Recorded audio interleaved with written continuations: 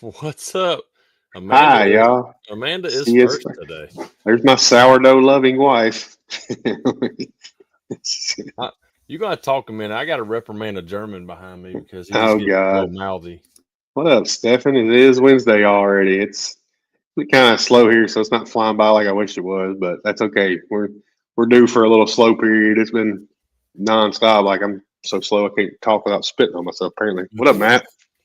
Oh yeah, it was terrible. Matthew Stefan. Yeah, they Yeah. had Mr. Schlott on the other night on Smash Masters. Yeah. Now everybody's going to Germany. Everybody's going to Germany. I'd love to go there at some point.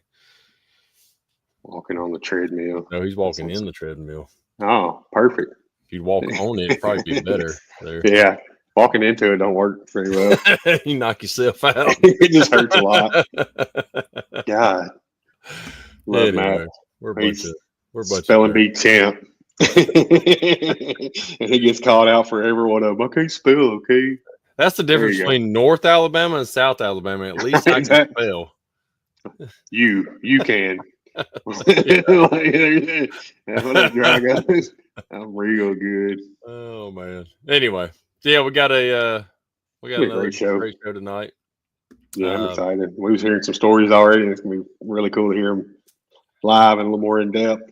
Exactly. So yeah, we got another back to back motorcycle dent guy. Of course, that's not the only thing he works on, but he's one of the top ones that does work on motorcycle tanks and fenders. But yeah, great guest. I've actually been wanting to get him on for a little while, and we got to navigate his tattoo sessions. Yeah, that and we've had a list, and sometimes we stick to the list, sometimes we veer off of it and then kind of forget and come back to the list. And yeah, but anyway, glad to have him on. So let's go ahead and get him on. Mr. Tory Jenkins with Dent Shark. Hello, fellas. What's up, Tory? We'll talk like we haven't been talking for the past 30 minutes. What up, Slot? There he is. You have a German.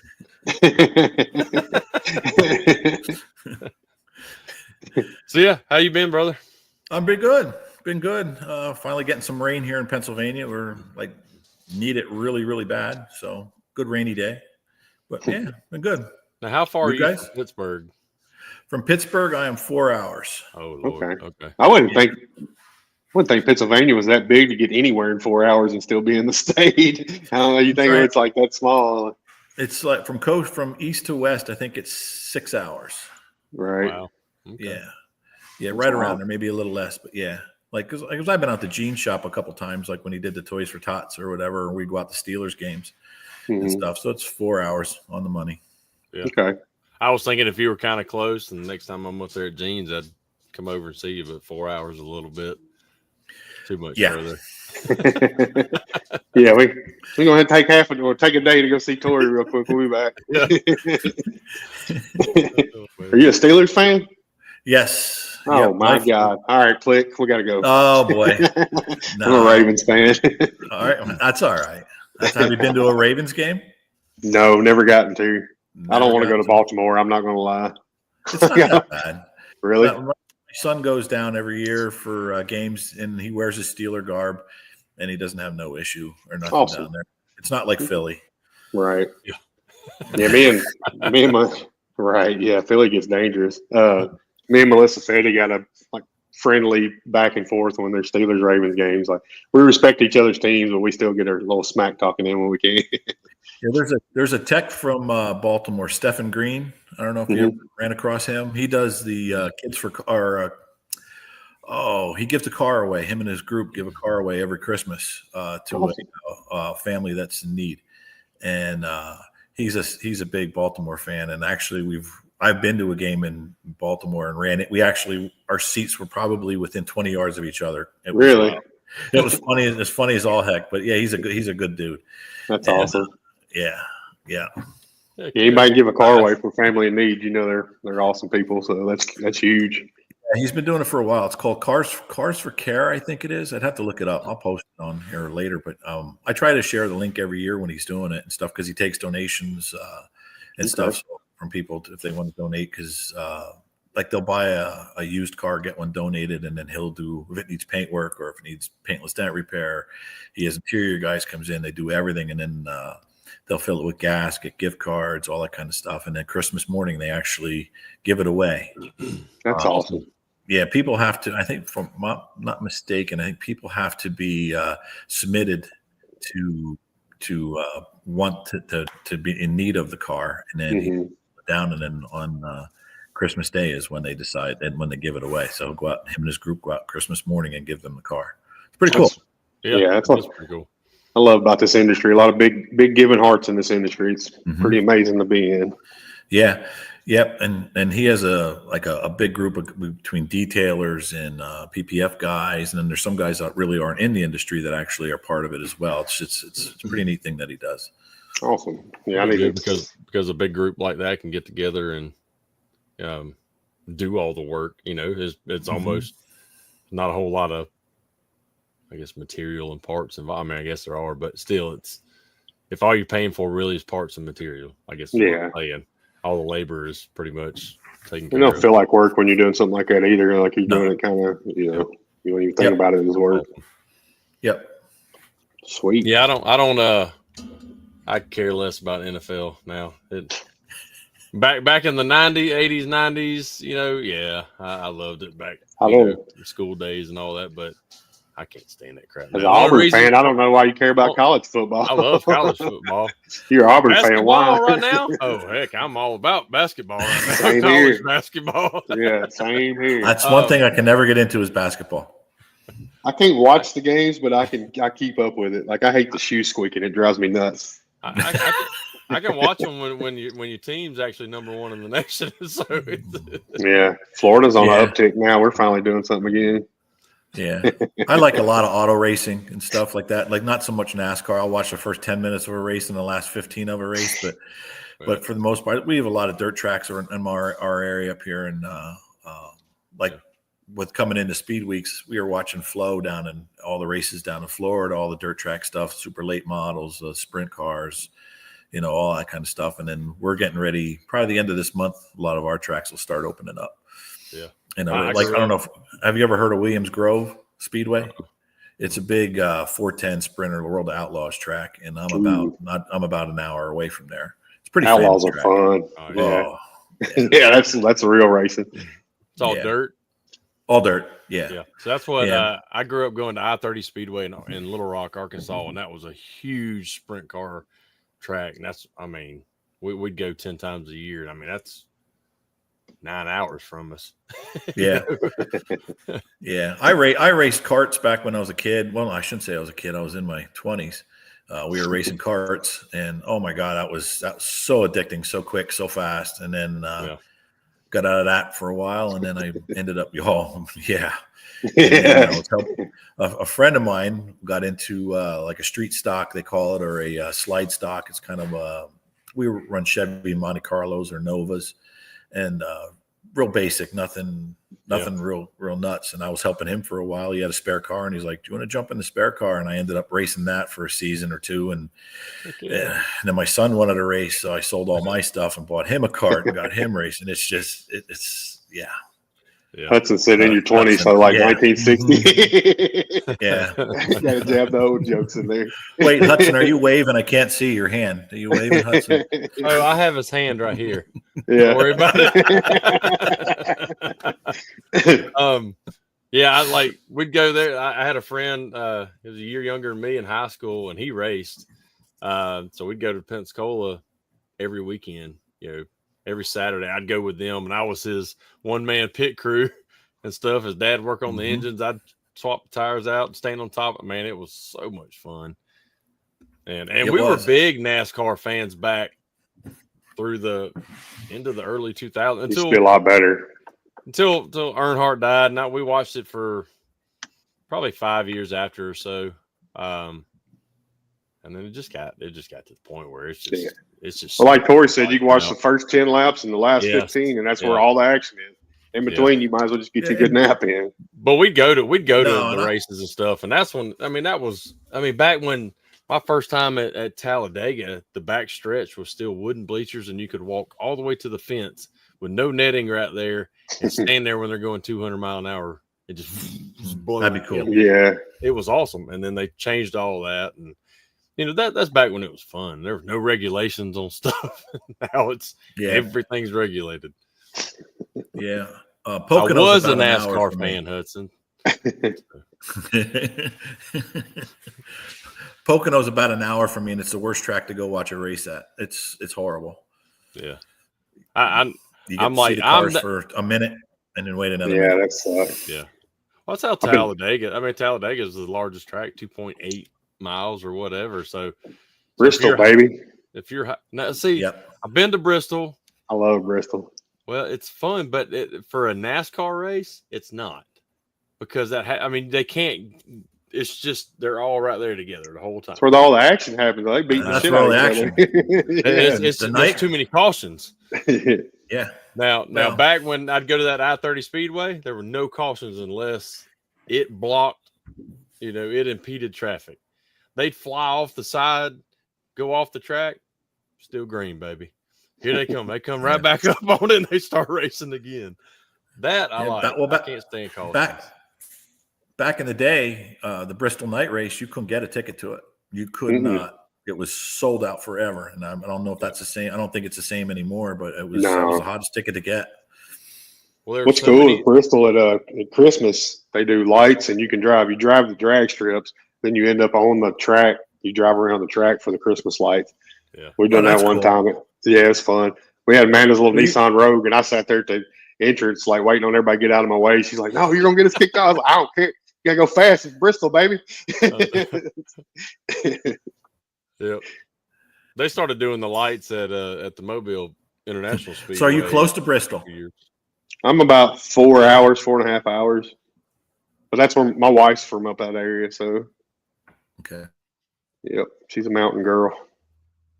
Mountain girl. Mountain girl. We got to talk about how you got into PDR, Tory. We've been talking about racing, and we ain't even got to the juice of the show. You there? Or we must be lagging or something. Yeah. See, man, Mom knows what's up. Bristol's the best. I think Tory's frozen. Either that or he's really good at. Tory, you may have to log off. I don't know. There you are. There you are. Are we good? Yeah. You were frozen there for a while. So how did you get into? Let's go back and get to how you got into PDR. Like, what were you doing before? How'd you find out about it? And kind of give us a background all the way to where you're at now.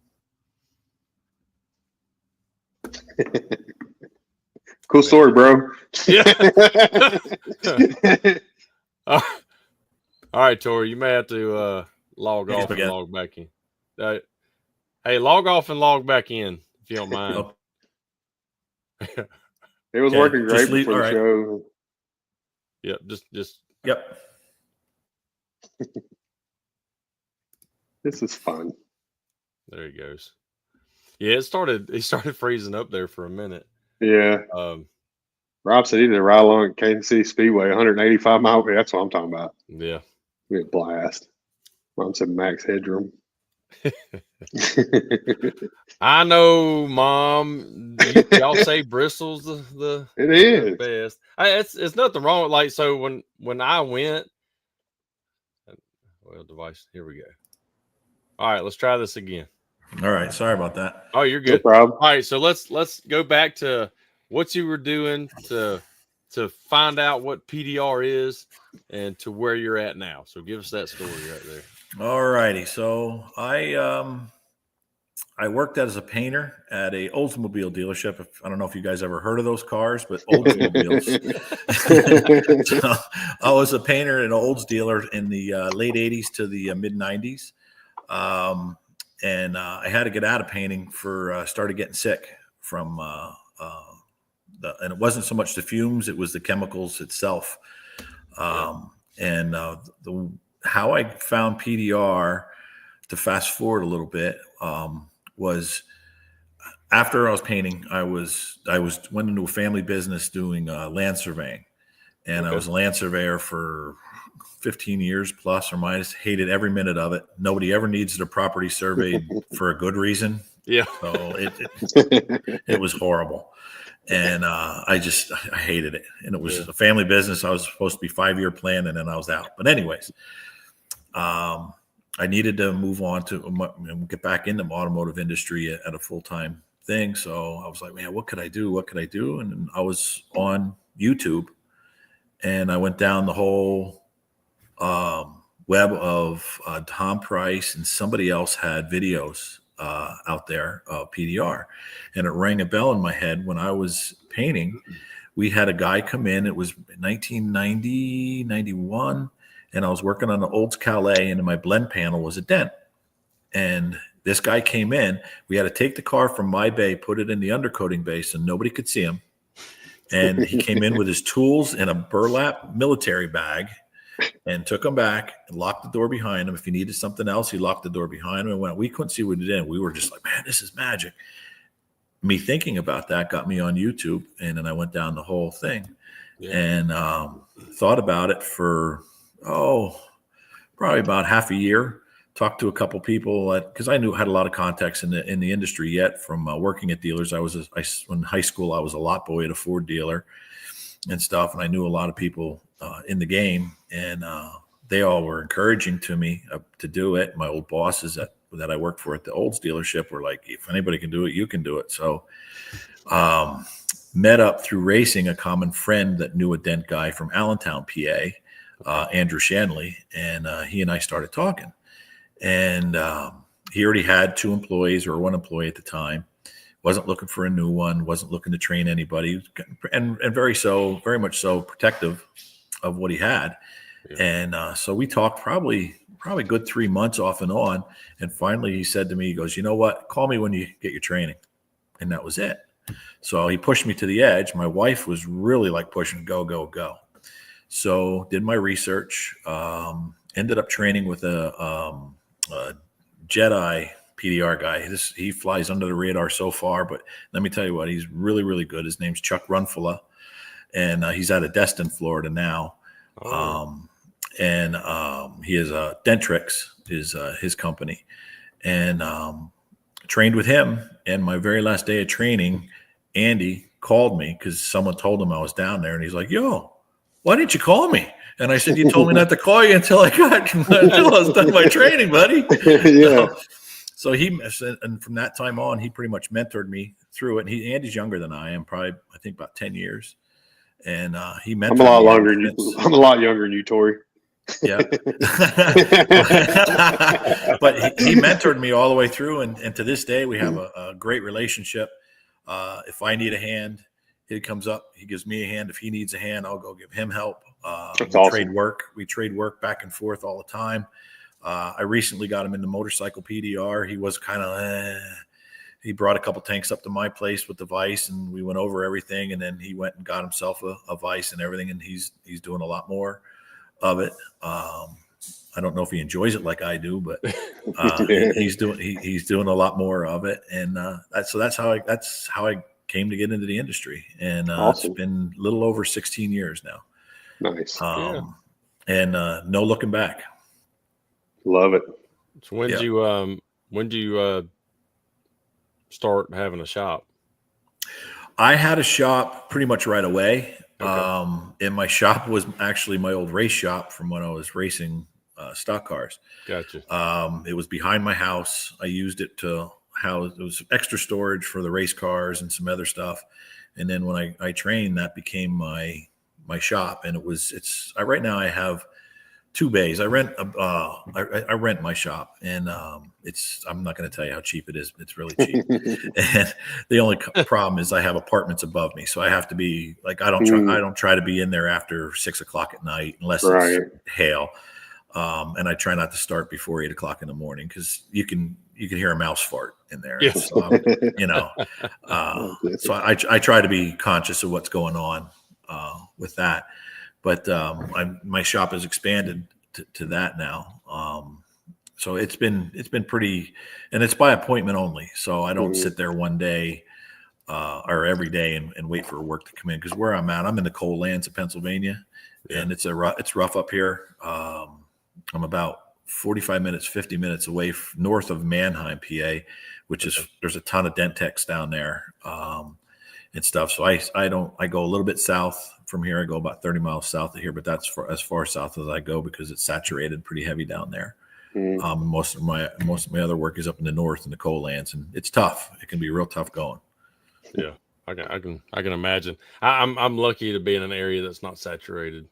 Same. Yeah. So. Yeah, I'm the only dent guy in my town, and that's nice. I don't know how I'd act if I got another one. I'd be like, I don't know what to do. There's been comers and goers, and then there's been a few that have come in and talk to them or whatever. I'm not threatened. I don't take it as a threat when someone new shows up because I was new.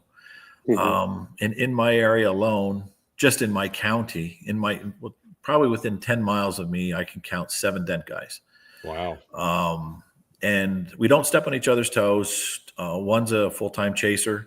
The other 2 own car lots. So they train themselves or were trained by a guy that was a hail chaser that came in to do hail for them. And then I have, a guy that's 20-some year tech, and he doesn't really talk to me or nothing, but so when a new younger guy comes in, I don't really get threatened by it. I'm pretty secure in what I have with my accounts and my body shops and what I have, the name I made for myself, retail. But I encourage them, and I'll try to help them wherever I can. Absolutely. Because I was the new guy. I wasn't the young guy. I was the new guy. Yeah. Well, it pays to have a network like that too, so you can kind of work with each other. Like you was talking about the guy that kind of helped you along. Like, you're able to help each other out instead of fighting each other all the time. And that just makes life so much smoother. Yes. Yep. And do you guys know Billy Goodrich? Oh yeah, I know Billy. Yeah, Billy. Billy's about an hour north of me. Okay. And he's come to help me. I've gone to help him. If he decides to chase a little bit, then he'll send me, hey, can you go up and do this, or you want to go do this type stuff. So, and our accounts kind of mesh a little bit, overlap each other a little bit. Yeah. So it's just people like that you meet all over, and it's better to work with them than be against them. Yeah. Absolutely. And Billy's a nice guy. So Billy's a good dude. That's kind of text that, like, I'm the same way. Like, I want to work with everyone, but they've got to be able to want the same. And you're always going to have those that don't. They don't. Yeah. Like the 20-something year tech you're talking about don't even want to talk. Really don't want to converse. I've got some older techs here that you just can't, like, they're not on social. They don't have websites. It's hard to get in touch with them, and they just want to do what the little bit they want to do, and that's it. And then that's fine. Yeah. But some of the best hail chasers, fastest hail chasers. I know a lot of guys will get on the internet. Oh, I'm the fastest. I'm the best. The guys I've seen, they are not on social media. Nope. They could give 2 shits. They're grinding. They're out there doing their hail thing, and they work as much as they want to work. And then when they go home, they're home, and you don't hear from them. But I had a guy working for me. I'm not going to drop names, but I had a guy working for me, and the body shop couldn't keep up with the R&Is. And it was just, they were just like, dude, we can't keep up with this guy. I went out there to do a job because he had to take off to go clean up a job that he was on previous. So I went out to cover, and they rolled the car and saying he missed stuff. And I'm like, there ain't no way he missed stuff. And there ain't no way. And they're showing me the car. And I'm like, he didn't miss nothing. The person, after they had the car fixed, parked it under a nut tree, and it got covered with nuts. And I'm like, but and his work, I mean, it was incredibly clean. I haven't seen a tech that fast that does that clean of work in years.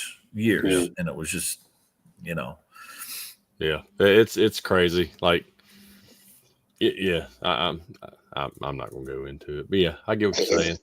Mm-hmm. There's a lot to claim that they're the fastest and stuff, and I've heard of some techs that you don't see them on social and that I've heard that, like, they are so fast and clean that it's like a ghost. It's you've heard the names, but you never met them, and it's like, I want to see these people. I just want to watch them. I just want to just sit back and watch, not even talk to them and pick their brain. I just want to watch and see why they're so fast and how they're so fast. That's why I was so happy to be able to work with Jaeger for multiple times. Just sit back and watch him and stuff. And it's the slowest tech. I think a lot of it is they're not distracted by the whole social media and the whole everything else. They're just kind of like they're doing their job. It's their 9 to 5 or whatever, how many hours they want to put in. And I would really like to know the number of techs that are out there that really aren't on social media that we don't know about it. I mean, I'm sure it's a pretty big number. Yeah, guaranteed. Mm-hmm. Stevenson, is that the Tory Jenkins? Oh boy, here we go. So I mean, we're 26 minutes in, and he finally shows up. Yeah. What are you doing? Sleeping? Tory's probably happy he waited that long. He's like, right. 30 minutes I ain't got to worry about. Probably chasing chickens or something. Probably. It ain't the chickens, it's the kids. Yeah. But no, it's like Jaeger with the hail. Like, you don't hear a lot out of him. I mean, he'll comment stuff on Facebook, but you don't hear that much out of him. And he's a beast when it comes to hail. He puts his head down and just makes it happen. The Daniel Grom. He's on the phone with the Daniel Grom. You motorcycle tank guys are tight, ain't you? Like, Brandon just talked to Grom, and I'm like, Jesus, I'm left out. Yeah, it's either that or you get the random phone call from Kevin Bird. You just every day, and the phone rings, and it's like, Kevin, okay. What are you doing, buddy? Nothing. I'm in my shorts. How are you? Well, I'm standing in 10 inches of snow trying to shovel a car out. Why? Hold on, I gotta polish this car. Yep. He called me today. He's good for about at least 3 times a week here. I love Kevin. I love the random phone calls. They're the best. Oh, me too. Yeah, they're great. Or he's like me. He gives them left lane drivers hell, and with his Borla exhaust. We'll both cuss them out on the phone at the same time, and then you'll hear the Borla exhaust. Hold on. I haven't heard from him in a few weeks. I guess he's mad. He might be mad at me. I didn't go to MTE. Oh no! Nah, he ain't gonna worry about that. You'll hear from him tomorrow. Yep. Yeah. Well, he called me a week before. You're coming, right? And I'm like, no, I'm not coming. He's like, really? And I'm like, no, I think that was the shortest conversation I had with him. Okay, then. Got to move on to my next 30 callers. I don't know how he does that. And like, he gets a lot of work done in the day. And I'm like, how? Like, you talk to everybody in the industry. How do you get all that work done? I think in one lifetime he was not a telemarketer. What was the old ladies that would plug in the? Oh, an operator. Operator. That's what he was. Yeah. We knew Tory would know what that was. Really? I set you up. I knew. I was just waiting. I was like, Tory, come on, I'm only 57. It ain't that old. Oh, goodness. It's all right. I tell everybody Brandon's 60, so. Yeah. I'm 45. Andy's 43, 44. Mm-hmm. Yeah. I'm the baby. To be 40, maybe I'm in my 40s again to be awesome. I feel like I'm 57 now. Burn. He knows the story. That's when he turns into his grumpy old man stage, Steven. 40. Oh, you youngin'. That'd been nice to be 40 again. It was 40. When I hit 40 is when everything started hurting and, I don't know, 30 it started tingling, 40 it started hurting. I was good until 40. Yeah. After 55, you just don't give a shit. Right. Yeah. Just keep on Everything rolling. hurts. Everything. Just try to survive. Yeah. Everything just goes numb. Yeah. So, well, cool. Well, we're halfway. I mean, we'll go into who you are outside of the PDR world. Yeah, we're going to get some good stories here. I'm sure we may come back into the PDR world, but we always do. So let's dive into, are you married? I am married. I am married 35 years with my wife 39 years. We got married. I was 21. She was 20. High school sweethearts, but we didn't go to the same high school. We worked at Burger King together. That's where we met. Nice. I'm sure there's a lot of stories about Burger King.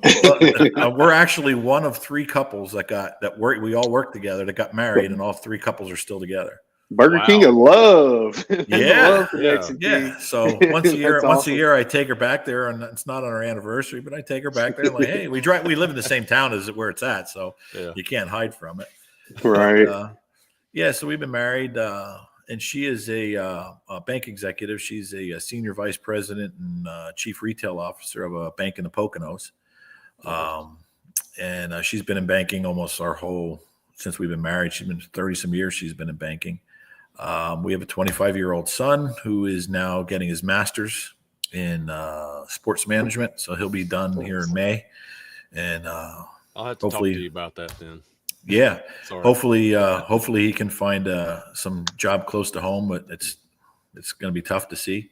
Yeah. If that is it. But yeah, I was back to PDR a little bit. I was involved in NAPTART as a board member for quite a few years. And then I was the secretary for NAPTART for a few years until stepping down. And stuff. Still a member. Great group of guys. What else? I don't know. I like riding my motorcycle. Do a lot of long distance motorcycle riding. Yeah. I like tattoos now. I only started that in my 30s, so yeah. Nice. Which is why you didn't come on last week. We ended up putting Grom on last week because you had to get some shading done on. Yeah, we had John last week. Yeah. Whatever. But yeah, I had my tattoo artist is a year out with appointments, so I had the initial line work done, and then it took another year to get back in, so I couldn't move that around. Yeah. As much as I love you guys, I needed my ink therapy. We're not that important, trust me. Why's your favorite color blue? Hamby said your favorite color is blue. You make a tool in blue, and if it's cool, I'm buying it. Where tool companies just I don't know what it is. It just started with that, and it's in my logo, and which my son and my wife designed the logo for the company logo that I have. Awesome. And it just seems as though everything I get has blue in it somehow or some way, and I don't know. Thanks, Hamby. I got to read this. Mom's comment was fire. Burger King, where apparently one can have it their way.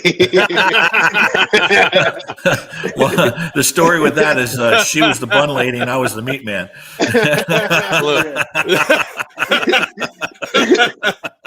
Flame broil. Yeah, Amby's got it right. He's like, here goes Brandon. He's got a blue tool. Yeah, make sure you get that Kiko bed cap removal tool. Hopefully, it'll all be back in stock. I know they were coming in batches.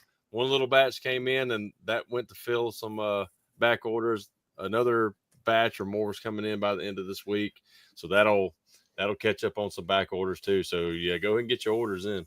Anyway, back to Tory here. You see Brandon light up when he said blue. If you make a blue tool, Brandon's like, yeah. My favorite color was always blue, and but like some reason when I went with my, it's even after I started the business, like I didn't go with green until a little bit later. A couple of years in, when I finally changed my logo around to what it is now, I went with green for some reason. Well, the green really pops. Yeah, it does. I like blue until I quit Den Wizard, and I was like, screw blue. I hate it. I hate blue now. They turned me against the color. That's what that company did. Where's the beast? Even my Harley's blue. Well, the motorcycle, my motorcycle tank logo I have for doing the motorcycle PDR is actually my bike that I had an artist in Arizona do the rendering for me for my T-shirts and stuff. So everything I have, not everything I have, but most of my stuff that I really, really like has some kind of blue in it. Now, I just last year bought a classic car. I needed something to do with my time when I wasn't pushing dents. So I went and bought a Monte Carlo SS. Oh yeah, an 85. That sucker's fine. It's an 85, and I'm doing a motor for it. And I'm doing all kinds of stuff. So that's black and orange and red and stuff. So, but what kind of bike you got? I have an 11 Ultra Limited. Yeah, you talking before the show. You drive it to California and everywhere. Like we did I lost my brother about 6 years ago to cancer, And my brother was an avid motorcyclist, cyclist, everything. And one of his things that he always wanted to do was ride from coast to coast. And when he came down with cancer, one of the things that we talked about to try to help him get his mind off of it, and he was on the road to recovery, was like, you and I are going to do this trip together. Mm-hmm. And it didn't happen. So myself, 3 of my friends, and one of my brother's best friends went on the trip. And we went from New Jersey to Northern California via Sturgis, Yellowstone, Reno, came all the way through and then down the coast, and then we shipped the bikes home from Vegas. So we did about just under 6,000 miles in 2 weeks. Wow. Is what we did. That's crazy. Yeah, we like to do a lot of long distance ride, and that's what the plaques are behind me, kind of memorabilia from our trips. And last year we rode to the Keys from Pennsylvania. That was brutal. But Florida sucks to ride in. It's horrible. There's nothing good about riding in Florida. There's nothing good about driving in Florida. No, even in a vehicle. No, luckily I did that earlier that year. I was down there with my wife. We drove down to Hollywood, Florida to Margaritaville, kind of a patched together vacation. We went down there for a couple of days, did some other stuff, and she has family in Florida. And driving down in that area in the car, I was like, there's no way I'm riding my bike down through here. There's no way. So we went all the way inland to through Homestead and then down into Key Largo.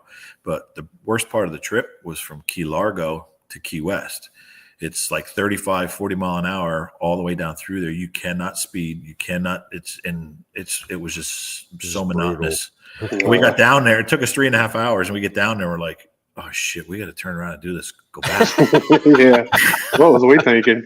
I said turn around since we started.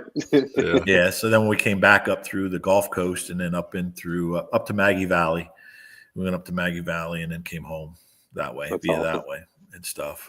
But we do a lot of the stuff we do is long distance stuff. Like I said, I'm not a ride to a bar, get a drink guy, and ride to the next bar and get a drink guy. If we go out for dinner on a Saturday on the bikes, like 4 or 5 of us, we'll ride 2.5, 3 hours away just to get dinner and then ride back. That's awesome. So yeah. And but that trip I did, that was for my brother, and it was a really cool thing to do. Once in a lifetime. I said it was once in a lifetime, but I just told my wife, I said, my 60th birthday, I'm doing it again, but we're going to ride out and back this time. We're not shipping the bikes home. Yeah. So, well, you can go all the way across northern, go down the coast, come back I-10, come by Eagle Dent Repair, Mobile, Alabama, then you can go back up. Well, we're gonna do a southern route out, and then we want to do a southern route out, and then kind of dip out into Texas, and then come up backtrack a little bit into Colorado, and then we're gonna go, instead of California, I think we're gonna go into Washington and Oregon, and then come back the complete northern tier all the way back. Playing Dixon, Tennessee in that route too. Come right on through. Now, how long of a trip do you think that'll take? We're going to allot 2 weeks, so we'll leave. It'll be just over 2 weeks day wise. We'll leave probably like we did last time. We left on a Friday afternoon. We left, and we didn't get back. Last time we planned it over Memorial Day weekend, so we had the holiday weekend. So we did it. I forget how many days it ended up being. Just under 20 days.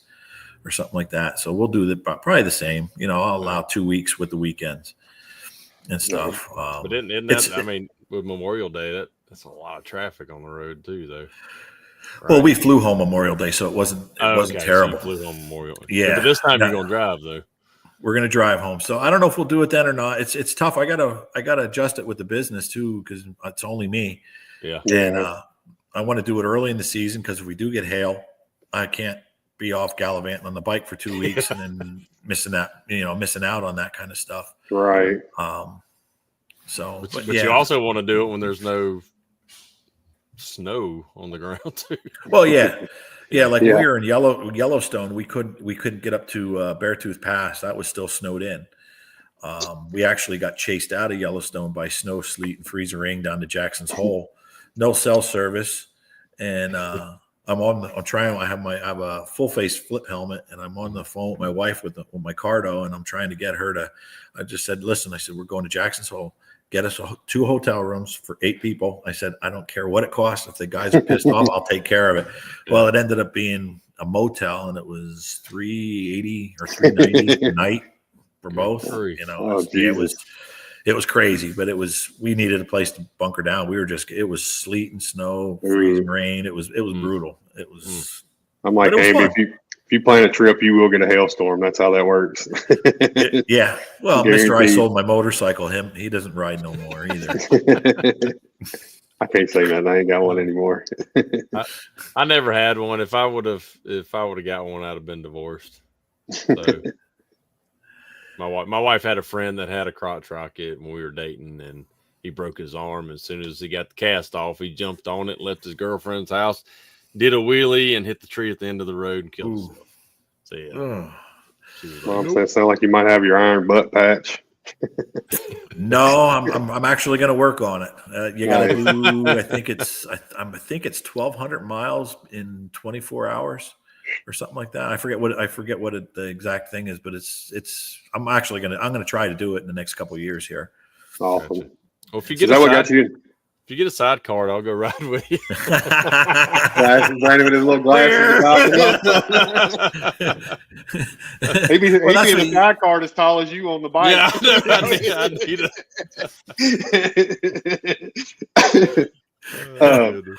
Is that what got you in the motorcycle tank repair? Just doing, riding and all that? No, I did motorcycle tanks pretty much. I pay to see that. Yeah, me too.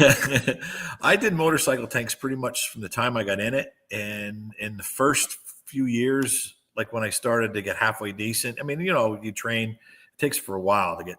First 5 years are a struggle, and I used to hate it. I hated doing them. And I started paying attention to more what Daniel was doing. Talked to Daniel at MTE a couple times. And so I finally figured, you know what? I'm buying everything. I'm just going all in. I'm buying the vise. I'm buying the tools, the whole 9 yards. And just by doing that, how much easier that made it for me and for you, for anybody, is incredible. You're not trying to fix a dent on a bike. You're not trying to strap it down to a table. And motorcycle, like someone posted today, I forget who it was. They've on the motorcycle PDR page, they posted a CBR tank, and he had a really good way of mounting it. And that we all could push dents. And I wouldn't tell if you're not a seasoned 5-6 year tech, stay away from tanks for right now. Just, because it's a different animal.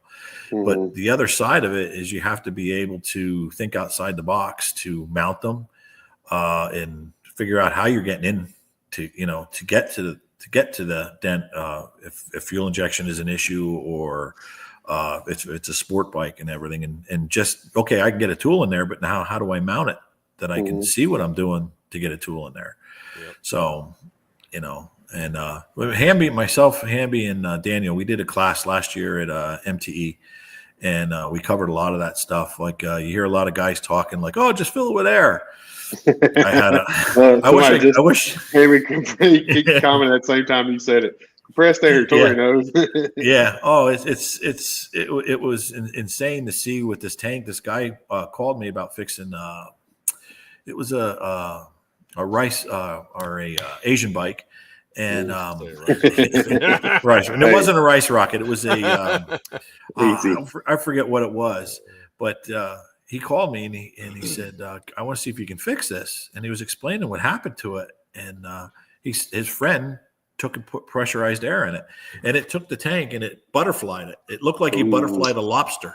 Yeah. And and the guts came out of it, and it was just like, because when you're freezing them or you're putting compressed air, what? You say, he's like, "Can you fix this?" And all the welds are gone. And no, it was all intact, but it was like really? it was all like bulged. I mean, it just the tank is supposed to be this wide. Yeah, it took it like this. Jesus Christ! It did, because you think about it, you're throwing compressed air in there. It doesn't know where that metal's supposed to be, so it's taking. It has. It's going to move whatever it can. Same thing. It's not finding the dent, just beating the crap out of it. It's getting all of it. It's just, it's getting all of it. And I just looked at it. And I'm like, no. I said, that tank's garbage. There's nothing. stand in the middle of it and wrap it around your foot, maybe. But I don't know what else to tell them. Yeah. But that was one of the things we went over with there because that's a lot of you see it.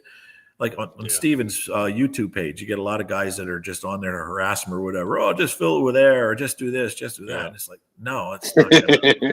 He said tank looks like a $2 hooker. How would you know what $2 hooker looks like, Steven? I mean, he is south of Atlanta, so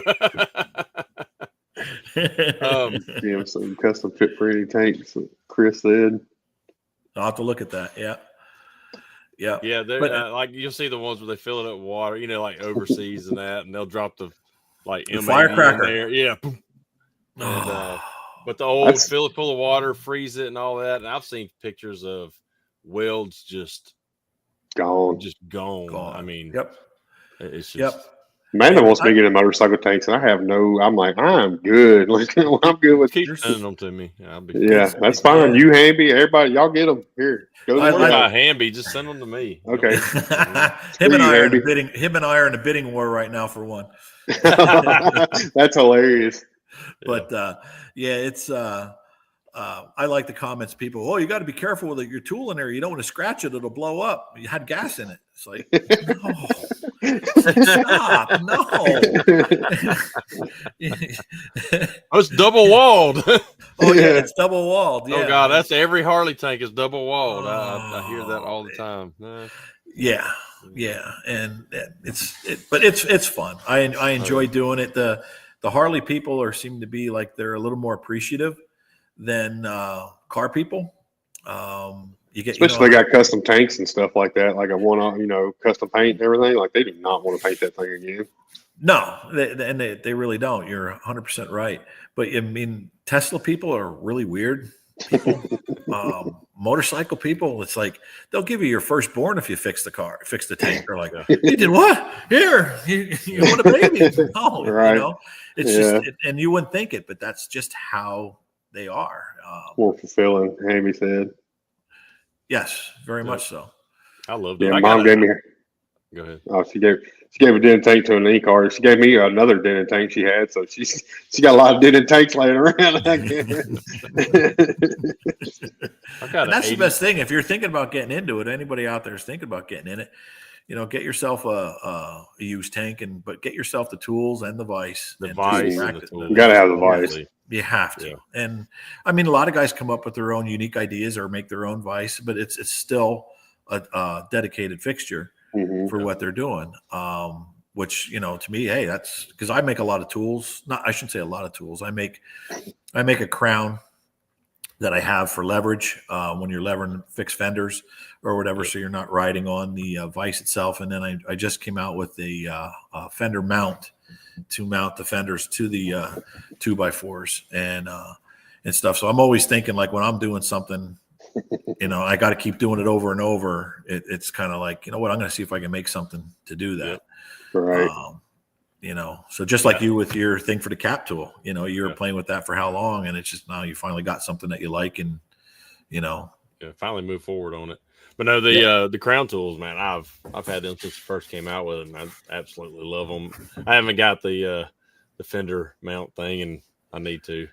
Yeah, they're tough. I mean, I sell them, but they're not. They're expensive for what they are, and because of the cost of what cost me to get them made. And I normally get a run of 10 at a time made, and then, or do I do an order for a pre-order first so I know who wants them, and stuff, and then get them. I have to do a run of them again probably here. My nephew, or my wife's nephew, makes them for me actually, but he's got 100 irons in the fire, so it takes a while to get them done, and then But we'll talk about custom paint jobs and all that on tanks. I mean, you think about it, until you get to some of the newer Harleys that have like just the matte finish and stuff like that.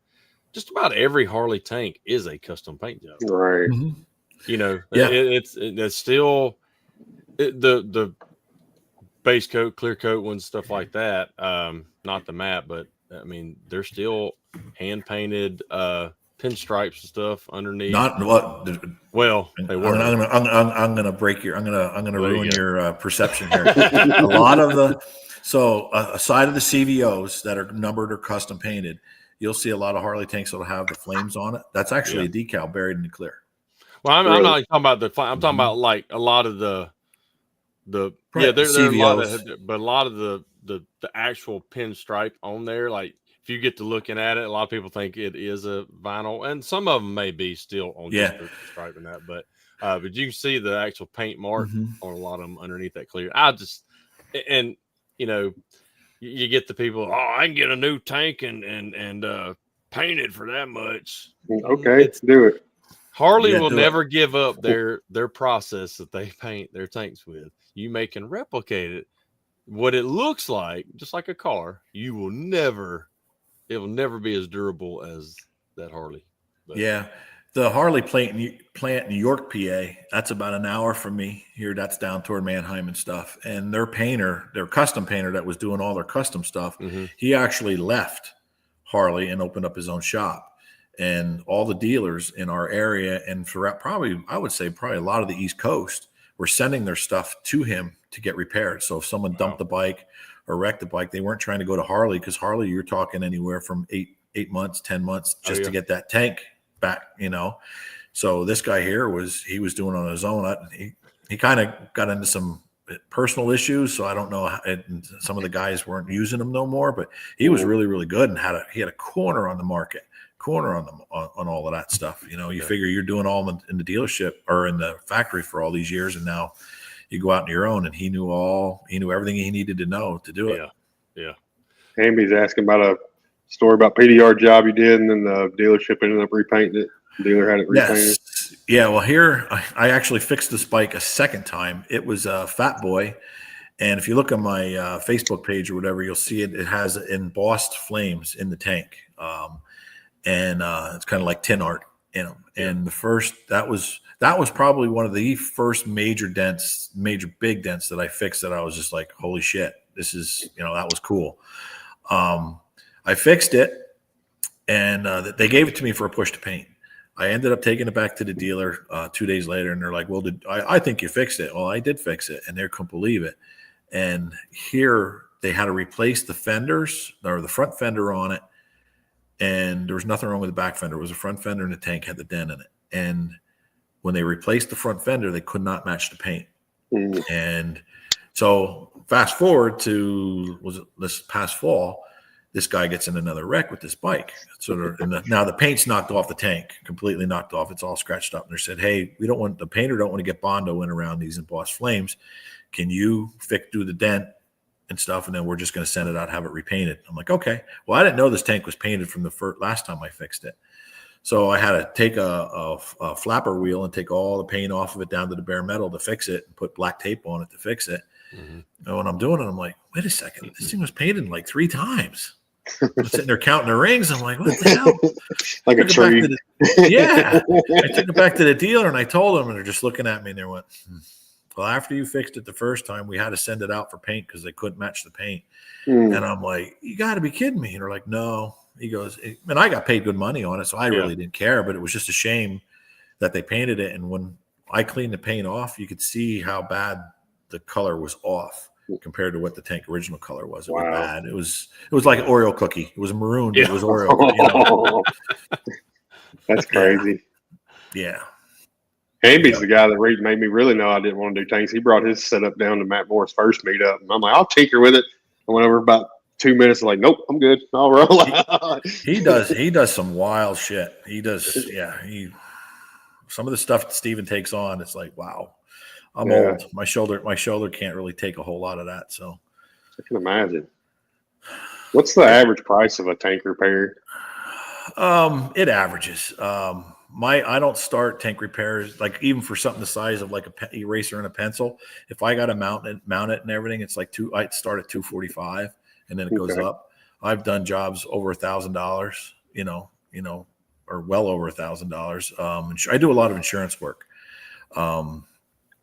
So like, and that really picked up over COVID, because when we had COVID, for them to get anything out of the Harley plant, you were talking a year or better. to get anything out of the plant. So they started having me do more push to paints, more this or that. And then if it was something that I thought I could get, well, then I was able to charge all but I don't gouge them because I'm not into that, but I could almost charge full retail on that job. Some of the jobs takes you an hour. I'm not going to hit them. I'm not going to hit them $1,800 for something that took me an hour. I have a little more, I don't know. I just can't do that and feel and sleep at night. I can't. Yeah. Right. No, I made a good money. Don't get me wrong. I charged them what I felt was right and what should be right, and the insurance, they pay off of my bill. So it wasn't like they were paying them $2,000 to replace a tank and I showed them a bill for $800. You know what I mean? It wasn't like that. So they're paying off of my bill. Hammy said, "You softy." Just kidding. Yeah. he also said nobody ever accused him of being smart. No, not even a little bit. Right. Not even a little bit. But myself and Daniel, we'll talk. Steven and I talk a lot, and Daniel and I probably once a month or so we'll shoot the shit or whatever, or text each other over something or whatever. So it's neat. The three of us have that connection. And there's a lot of really, really, really good motorcycle PDR guys that are posting good content on that site. Levin Homer, he fixes some really mashed up stuff. There's a few other guys. I'm sorry, I can't remember names.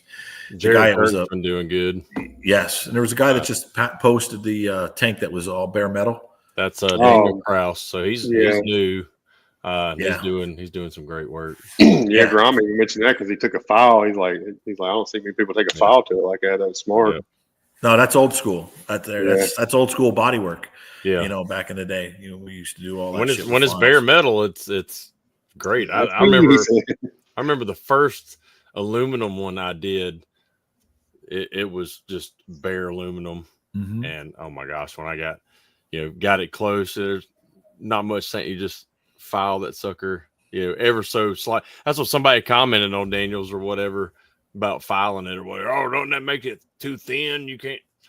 Not if it's done right. No, that aluminum was probably, if I had to guess, that aluminum was probably a heavier gauge than what you'd have like a tin Kawasaki tank. You know what I mean? Yeah. But that's all. I mean, when I was doing body work painting at the old dealer, we had a lot of did a lot of file work on our stuff before we'd lay mud, on anything or skim coat stuff. We did a lot of filing work. I don't think you could do that on a Subaru today, but no, you burn right through that thing. You can't sneeze on a Subaru without messing some shit up. No, so soft. Mm-hmm. That's awesome. I'll leave that to you guys. I'll keep sending everybody to Brandon or whoever. I know Jack Bucknell does them too. Yeah, Jack does some nice work. When he's home. There's another guy out in Long Island. Oh my God, I'm so bad with names. Getting old sucks. Same. Well, that was the post you were talking about earlier on with that CBR tank or whatever. That was Doug Helios. Okay. Oh yeah, Doug. So Doug does them. Yep. But like I said, like what he posted on there, that's half of the thing is being able to get it mounted that you can actually fix it and see what you're doing and all that. That's why. Chris Dale, yes, exactly. Yeah, he works for. I think he works for the New York Transit during the day, and he does the dent stuff kind of as a second job and stuff. But he does some really nice dent. Yeah, yep, yeah. He's another really good motorcycle tech out there. There's quite a few. There's another company in Jersey that does a lot of stuff. But yeah, there's more and more guys getting into it, and some of the guys are really, pushing the limits on what can be done. And me being the older guy, it's getting harder and harder and harder for me to do the big smash on the Harley tank because I pay for it that night. I pay bad. I'm sure. But it's like I said, it's the gratification that you get out of doing it. Mm-hmm. Absolutely. I enjoy them. Yeah. I used to do quite a bit, and then we got hit with hell for 3 years in a row, and I backed off doing tanks. I needed the space and stuff, and try the insurance angle. Yeah, well, I used to do a lot for the. Well, I used to do a lot for the dealers and stuff, and that's why I sent Grom yesterday morning or this morning. I can't remember what it was. We were talking about, I used to have a mobile setup that my old truck, what I had all my tools in when I was still mobile too, had a bed slide and stuff. So I wanted the mobile setup that went in the hitch, but extended out far enough that I could have the tailgate down and the bed slide out. And so basically I built my own version 2 stand on anyway, it was, so I sent you some pictures. I finally found them. It took a while to find them suckers, but Yeah, I'd go set up at like the local one here. When they would do a 3-day, like show and stuff, hey, all their old their used bikes outside, and they've got bands playing. I'd go for like Friday, Saturday, or Thursday, Friday, Saturday afternoons, and I'd have an old tank there. Kids walking by, I'm like, here, you want to hit this tank? And they're like, oh, their dads are like, no. I'm like, no, take this hammer, hit it right here. Yeah, please do. Make sure it's in a spot that I can, boom, knock it out real quick. And man, you get a lot of work like that. Yeah, we used to do a lot of bike night stuff. Like I'd go and sit up at the Harley dealers when I'd have a bike night and take a Harley. I have my stand mobile that I could take it and just kind of on a big wooden plank, and I'd bang a dent in it and they sit there and watch me. And that was the thing. Like when we did the class at MTE, Steven brought his version 2. I brought my version 1 down there, and probably I would guess 2/3 of the class, people that were in there, never pushed on a tank. And that's what we wanted. We wanted them, to come over to, the last 15, 20 minutes, I'd put like just a small shallow dent in it, and I'd hand them the tool and say, find your tip.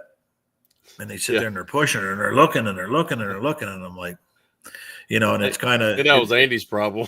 That was me. I went on handy shit at Matt Moore's. I'm not going to lie to you. I have that problem today. Still today, you're sitting there, you're working on something big and you're like, where the heck am I?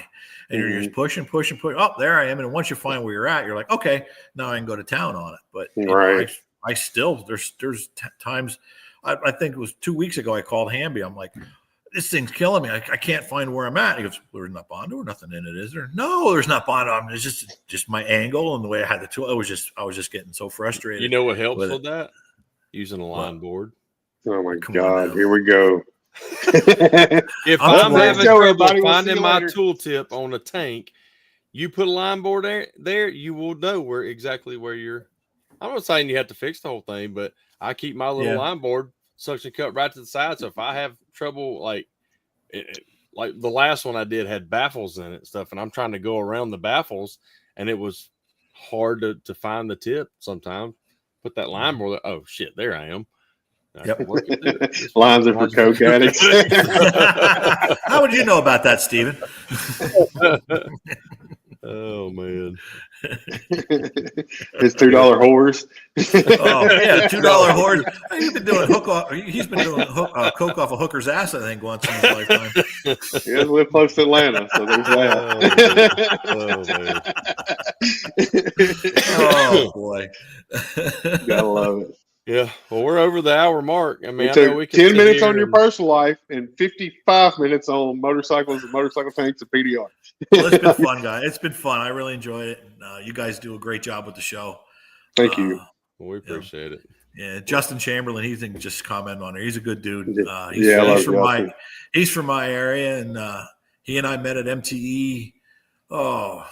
Years ago, and he introduced myself, and that we became friends. And I can remember eating lunch with him one day. He was in my area and we were eating lunch, and he's like, man, he goes, I don't know what, it's so tough getting going. And he was, 2-year tech or so. I forget how. I'd be lying if I told you exactly how long. And I'm like, man, I said, if I was your age, not married, nothing tied down, I'd be on the road, make your bank and do it. And then look, and he's out on the road now. He just bought a house in Texas. The kids, he's doing really well for himself, and he's a hell of a tech.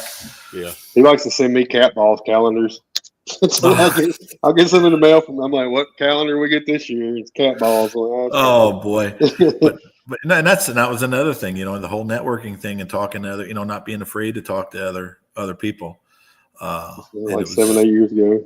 Yeah, I don't talk to him much ever since 2-3 years ago when he took my truck. He borrowed it to go somewhere at MTE, and Yeah. I He go to jerked check you. out. I go to check out the next morning. I can't find my damn truck anywhere. Oh no. He He parked parked it it at the 5 back miles. end. I'm like, you asshole. I can see him doing that. Oh yeah, it was good. Andy said, Good. "Grown close to Tory over the years, real value our friendship. Really Even his value our kids friendship." like you. Yeah, Yeah. I guess I got to be the dad figure a little bit. I don't know. At least Shuddy. and Somebody Shuddy, got yeah. me. No, that Nasty Justin's doing a memories. great job, man. Yeah, Everybody I've heard that he's gone out and pushed for and stuff like that. Just nothing but great things. I've never heard a bad one. You hear all the bad every year, and I've never heard anything bad on him. Mhm. So Doing it you guys are right. looking to hire somebody. There you go. Yep, Exactly. Well, he'd definitely get my recommendation. absolutely. Shuddy, yeah, his shop's. He and I've been trying to meet up forever. His shop's only about 2 hours away from me, and it's just like Oh, we man. just can't make it happen. I'd been over there in a heartbeat. Yeah, I'd be living there. I'd be like, "Hey, it's me again." I'd be Man, afraid to be Margaret. trying to make me. I'd be afraid to be trying to make me do some PPF or something. Yeah, right. Or just for Because he's never working. If you ever watch his reels, he's not working. Everybody else. Oh, they're is awesome working. now. I love the new platform, like their reels. It's all fun now, and it's hilarious. Yeah. Yep. It's awesome. Yeah. Well, I could talk all night long, but Well, thank you guys. I'm gonna Absolutely. end up Thank you. getting home, but don't when I hit the end button, don't just leave. We'll say our goodbyes afterwards. But anyway, no, we appreciate you coming on, Tory. Yeah, thanks, sir. Yeah, hope you have a busy year. So Get that hail. Thank you. Go ahead and schedule that bike trip so it hails. Yeah.